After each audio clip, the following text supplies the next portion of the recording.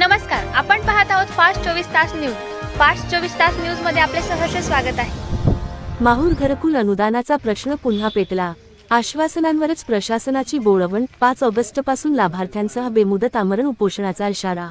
माहूर शहरातील प्रधानमंत्री आवास योजनेअंतर्गत मंजूर झालेल्या घरकुल लाभार्थ्यांचे अनेक वर्षांपासून प्रलंबित असलेले शासकीय अनुदान तात्काळ त्यांच्या बँक खात्यात जमा करण्यात यावे, अन्यथा येत्या 5 ऑगस्ट 2026 रोजी दुपारी 12 वाजल्यापासून लाभार्थ्यांसह बेमुदत आमरण उपोषण छेडण्यात येईल, असा निर्वाणीचा इशारा काँग्रेसचे माहूर तालुकाध्यक्ष आनंद गंगाधरराव पाटील तुपदाळे यांनी दिला आहे.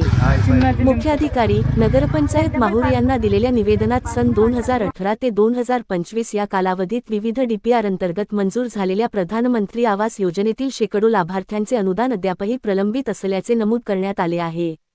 अनेक वर्षे उलटूनही लाभार्थ्यांच्या खात्यात निधी जमा न झाल्याने प्रशासनाविरोधात तीव्र नाराजी व्यक्त होत आहे. यापूर्वीही याच मागणीसाठी लाभार्थ्यांनी आमरण उपोषणाचा मार्ग स्वीकारला होता. त्यावेळी नगरपंचायत प्रशासनाने संबंधित विभागाकडे निधीची मागणी करून लाभार्थ्यांच्या खात्यात अनुदान जमा करण्याचे लेखी आश्वासन दिले होते. तसेच महाराष्ट्र गृहनिर्माण व क्षेत्र विकास प्राधिकरणामार्फत 3,67,00,000 रुपयांच्या निधीची मागणी केल्यास तो निधी तातडीने उपलब्ध होईल आणि सर्व प्रलंबित हप्ते वितरित केले जातील, असेही स्पष्ट करण्यात आले होते. मात्र आश्वासनांची पूर्तता न झाल्याने आणि आजपर्यंत एकाही लाभार्थ्याच्या खात्यात अनुदान जमा न झाल्याचा आरोप निवेदनात करण्यात आला आहे. त्यामुळे प्रशासनाने विलंब न करता सर्व पात्र लाभार्थ्यांचे प्रलंबित अनुदान तातडीने वितरित करावे, अशी जोरदार मागणी करण्यात आली आहे.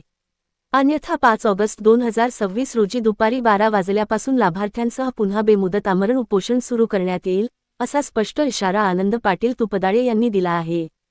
या निवेदनाच्या प्रती तहसीलदार तसेच पोलीस निरीक्षक माहूर यांनाही माहितीस्तव देण्यात आल्या आहेत.